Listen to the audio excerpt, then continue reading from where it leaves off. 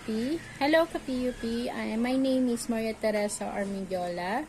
I'm BSBA Marketing, first year student in Section B.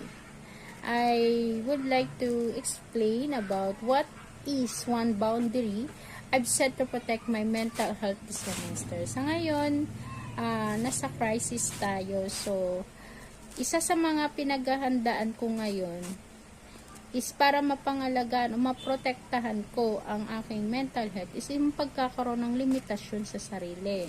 Unang-una diyan, yung pag-scroll o pagbabasa sa social media. So, dapat sa social media, bago tayo mag-scroll, kung alam mo makakasama sa yung informasyon na yun, mas maiging wag na lang basahin. And then, kung may videos naman na makikita mo pag-scroll mo sa social media, mas maiging i-mute mo nyo na lang siya. So, syempre, makakadagdag yun sa stress natin, anxiety, kasi kakabahan tayo.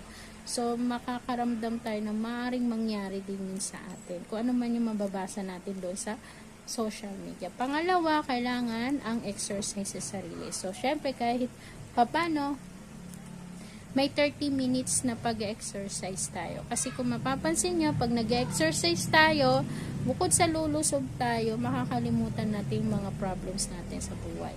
Kaya yung pag-exercise na yun, pagre-relax din yun sa kaisipan natin.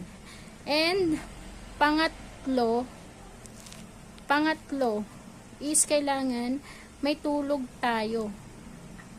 Sapat ang tulog natin. Kung di man tayo makatulog, kailangan is gumawa tayo ng paraan like pagbabasa ng Bible, yung mga magandang books na makakatulong pamparelax ang isip natin. Para mawala yung ating mga problema sa kaisipan, kailangan natin magbasa and then makatulog tayo ng maayos na sapat. At least, mare-relax yung isip natin. Magkakaroon tayo ng boundary sa isip natin na hindi dapat natin lagi isipin yung problema.